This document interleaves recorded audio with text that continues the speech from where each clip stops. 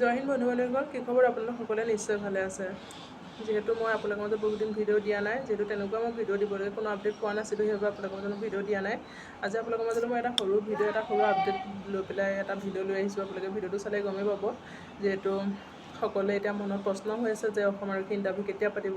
ইমান দিন হ'ল ইণ্টাৰভিউ পাতিব লাগিছিলে, আমি ইমান দিনে প্ৰেক্টিচ কৰি আছোঁ, আমাৰ কষ্টখিনি এনেই যাব নেকি? আজিলৈকে ইণ্টাৰভিউ পাতিম বুলি কোৱা নাই, কোনো ডেট এটা দিয়া নাই। যিহেতু সকলোৱে মনত এইটো প্ৰশ্ন হোৱাটো স্বাভাৱিক কথা, মোৰো হৈছে বা এইটো হ'বই, কিয় বা এনেকুৱা হৈ আছে বুলি। যিহেতু CM ছাৰে এটা আপডেট, CM ছাৰে কোৱা এটা কথা মই আপোনালোকৰ মাজত মই ভিডিঅ' ক্লিপটো দি দিছোঁ। আপোনালোকে ভিডিঅ' ক্লিপটো চাই গম পাব তেওঁ কি কৈছে। আপোনালোকে প্ৰথমতে ভিডিঅ' ক্লিপটো চাই লওক, তেওঁ কি কৈছে তেওঁ বুজি পাবই আপোনালোকে। কাৰণ আজি যদি আমি পৰীক্ষা পাতিব লাগে, পুলিচে দৌৰিব লাগিব, পুলিচত এখন খেলপথাৰতো পানী নোহোৱাকৈ নাই। সেইকাৰণে জুলাই মাহটো অপেক্ষা কৰি লওঁ, তাৰপিছত এই বছৰতে আমি চব চেছ কৰিম। যিহেতু ভিডিঅ'টো চাই আপোনালোকে গম পাইছে তেওঁ কি কৈছে।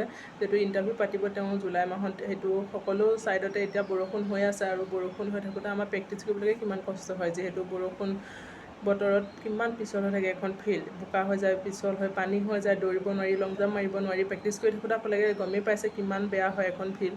বৰষুণৰ কাৰণে এতিয়া যিহেতু ইণ্টাৰভিউটো পাতিব পৰা নাই, তেওঁ কৈছে তেওঁ আগষ্ট মানত, জুলাই শেষ হ'লে তেওঁ ইণ্টাৰভিউ নিশ্চয় পাতিব। আৰু আপোনালোকেও প্ৰেক্টিচ কৰি থাকক। যিহেতু ইণ্টাৰভিউটো পাতিব লাগে হয়, কিন্তু এতিয়া ইণ্টাৰভিউটো নপতাৰ কাৰণে আমাৰ কাৰণেও ভালেই হৈছে। যিহেতু এতিয়া বৰষুণৰ বতৰত আমি শুকান এখন ফিল্ডত যোনটো কোৱালিফিকেশ্যন আমি দিব পাৰিম, যোনটো আমি পাৰফৰ্মেঞ্চ দিব পাৰিম, কিন্তু এখন বৰষুণৰ ফিল্ডত আমি সেইটো কোৱালিফিকেশ্যন কেতিয়াও আমি পাব নোৱাৰোঁ। আমি ইমান পিছল হ'ব, কেনেকৈ লং জাম্পটো যদি আমি আগতে এক্সেলেণ্ট মাৰিব পাৰিছিলোঁ, তেতিয়াতো আমাৰ 2-3 ফুট কমি যাব। ৰানিংটো যদি আমি এক্সেলেণ্ট মাৰিছিলোঁ, তেতিয়াহ'লে টাইমটো বেছি লাগিব। কিমান পিছল হ'ব, কিমান আমি নিজে ৰিস্ক লৈ দৌৰিব লাগিব। গতিকে যি হয় ভালে কাৰণে হ'ব। অলপ দুদিন ধৈৰ্য ধৰিলে আমাৰ একো দিগদাৰ নহয়। ধৈৰ্যৰ ফল সদায় মিঠা হয়। যিহেতু আগৰ পৰাই গম পাই আহিছে, ধৈৰ্য ধৰি আছে আপোনালোকে ইমান দিনে, এতিয়াও অলপ ধৈৰ্য ধৰক। ইণ্টাৰভিউটো পাতিবই, আপোনালোকে ইমান চিন্তা কৰিব নালাগে, ডিম'টিভেশ্যন হ'ব নালাগে। আপোনালোকে মটিভেশ্যন হৈ কামবোৰ কৰি থাকক, প্ৰেক্টিচ কৰি থাকক, ইণ্টাৰভিউটো পাতিবই।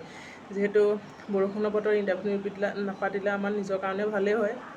আমি যদি এটা ভাল বতৰে ইণ্টাৰভিউটো পাতা, আমি এটা ভাল কনফিডেঞ্চত আমি ইণ্টাৰভিউটো দিলে আমাৰ এটা ভাল ফল আমি পাব পাৰিম। এখন ভাল ফিল্ড হ'লে সেইটো আপোনালোকৰ কাৰণে বা মোৰ কাৰণে একেই হয়। সকলোৱে এখন ভাল ফিল্ডেই বিচাৰে। যিহেতু দুদিন দেৰি হওক, ভাল হওক সকলোৱে, মই সেইটোৱে আশা কৰোঁ। আপোনালোকে সকলোৱে প্ৰেক্টিচ কৰি থাকক। মনৰ আশাটো কেতিয়াও আপোনালোকে হেৰুৱাব নিদিব, মনোবল সদায় ৰাখক। এদিন সকলো সফল হ'ব, আৰু আশা কৰোঁ সকলোৱে সপোনবোৰ পূৰণ হওক। আজিলৈ আহিছোঁ, পুনৰ এটা নতুন ভিডিঅ'ৰ সৈতে পুনৰবাৰ আকৌ লগ পাম।